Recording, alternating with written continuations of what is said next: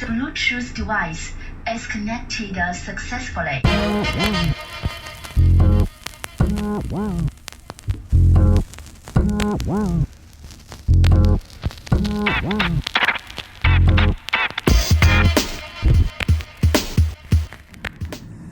Hey everybody, it's Kyle.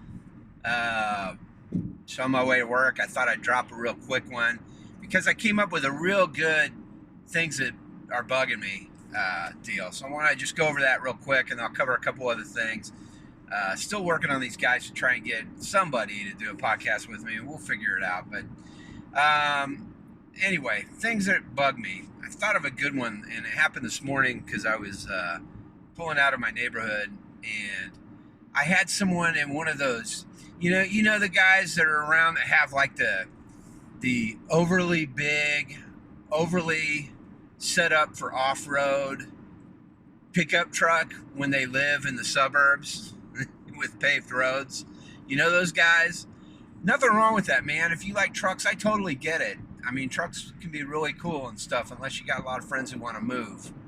But other than that, I like trucks. I like driving trucks and stuff like that. But it always cracks me up, the ones that are like super buffed out, metal testicles hanging from the rear bumper type of trucks. Because, unless you live on a fucking farm, you have no reason to have one of those. Or unless you're pulling a boat, something like that, I totally get. But you're the reason that farmers can't afford those vehicles. It's kind of like SUVs. We have an SUV, sort of. It's actually a crossover type vehicle, but farmers can't afford SUVs, which is who they originally were designed for. People who live out in the country and stuff, in the rural areas, can't afford them anymore because they became so popular that Cadillac started fucking making them, and Mercedes and BMW. It's ridiculous, man. Anyway, regardless, I get it. I understand it. What I don't get is this. When you have one of these maxed out 4x4 pickup trucks and you live in a cul-de-sac, why do you have to drive up somebody's asshole? Out of curiosity, why is it? I'm in this little Kia Optima. It's a hybrid. And I can tell you right now, if I step on the gas, it's like fucking shooting into outer space, man. I guarantee it's like the Tesla beating the Ferrari or the Lamborghini in 0 to 60. When you have a battery-powered vehicle, it's really torquey. And so you can like zoom like real quick. And this isn't battery, it's a hybrid, but when it zooms or takes off in the passing gear and stuff like that, it's faster than shit. So, if I want to, when you're driving up my asshole, I can literally do a fucking Smokey and the Bandit to you and be gone if I want to. But I'm driving through a neighborhood with little kids. So when I'm doing that and there's speed bumps, why are you driving straight up into my colon? Just out of curiosity, why are you doing that? Is it to prove how macho you are? Because buying a big pickup truck does not make you macho. It just means you spent money on a pickup truck. I really don't give a fuck, man. Nobody gives a shit. Sorry, dude. It's like people getting upset about someone flying a drone and thinking that they're wanting to peek in their windows. Nobody gives a shit about what you're doing inside your house, dude. I'm trying to shoot videos and pictures. Nobody's ever bothered me about this, but I've watched a lot of videos about it online. No one gives a shit about what you're doing. No offense, but you're not special. You're special to yourself and to your family and your friends, but if someone's flying a drone out by the beach or in a park or something like that, they don't really give a fuck what, Joe and Carol's house is, what's going on in it. Nobody cares.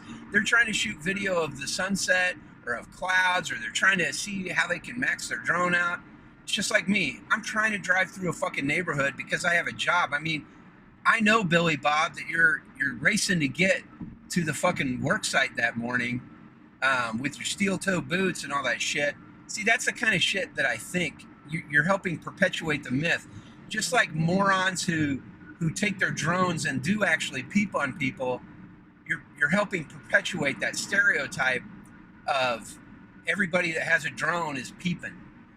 I could give a fuck less about what anybody is doing. I don't want to look at some old lady in the shower or somebody inside their house. I don't care. Um, and the same thing, I don't care if you think you're macho because you bought a pickup truck. Anybody can buy a pickup truck that can afford it, right? And a lot of people who can't afford it are still buying them. So what I'm getting at is, that's great, man. I'm happy for you, but don't perpetuate the stereotype. It's depressing. It's sad to watch, and it's fucking annoying. Fucking quit it. I talked to my kids a little bit last night about sending out negative things and saying negative things and talking negative, thinking negative all the time, and about how, I know if you guys have ever read or heard of The Secret, this goes along with that. But I do kind of believe in it. I think the more that you say negative things and you make jokes at other people's expense and make fun of people, the more negative of a person you are, and the more negative things are going to happen in your life. Whereas, if you're just more positive, things are going to be better for you. If nothing else, even if it doesn't make positive things come to you or negative things come to you, just being positive just makes you feel better. So I just think that, driving up somebody's asshole because you have a pickup truck sucks, dude. And you suck. And I'll tell you to your face that you suck. I don't give a shit who you are. I'm not saying that because I'm macho and I want to get in a fight. I'm saying it because you're being a fuckhead, End of story. It's just like that dumb lady. I don't know if you guys have ever seen it, this video on YouTube, but there's this dumb lady online who is driving a Prius and she gets up in these people's face that are driving a Ford Explorer or something, and starts yelling at them about how they're killing the environment and how great she is because she's helping the environment. I don't drive a hybrid for that reason. I drive a hybrid because it gets good gas mileage, and I got to drive about 45 minutes each way to work. But it's also a great car. I like this car. So, that's how I feel. And not everybody that drives a pickup truck is fucking moron, Lots of people who drive pickup trucks are great people. So quit making it seem like everybody that does is an asshole like you. In other words, quit being an asshole. That's kind of what I'm getting at. All right, things that I'm into.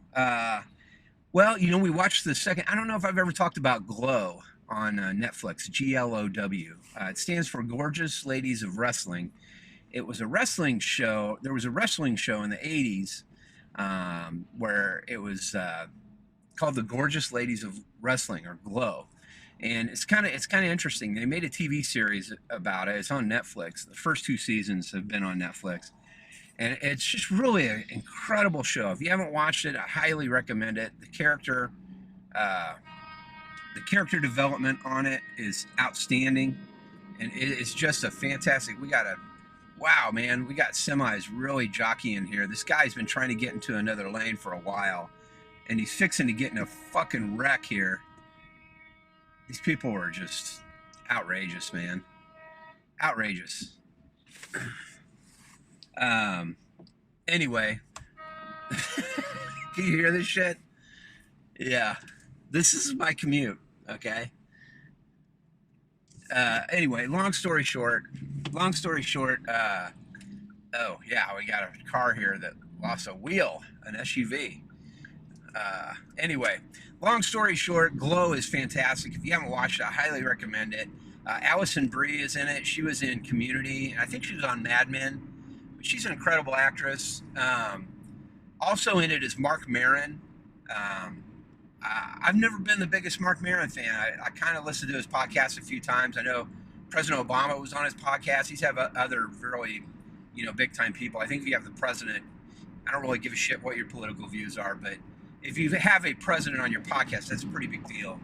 But anyway, I've heard his podcast is really great. I just never really got into it. And he's kind of one of the original podcasters. But he's on Glow, and he plays the director of the show, the video show that they're creating called Glow. And he's incredible. My wife never really had seen much of him. and she kind of, even though he's kind of a salty character, she kind of fell in love with him, and he is great in it. So then last night we started watching Marin. They have 4 seasons of the show Marin, Mark Marin, on Netflix as well. We started watching it in the first 2 episodes of the first season.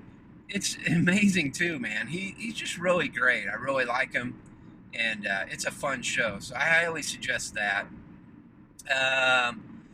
Got Avengers: Infinity War and Deadpool on streaming to watch at home. Haven't watched them yet. Looking forward to watching that. Deadpool 2 and Infinity War. Other than that, I'm reading a graphic novel called Come Again. That's pretty amazing. Actually, Jeff Lemire, that's Lemire. He's a Canadian, I believe, but he's an incredible comic book writer and artist.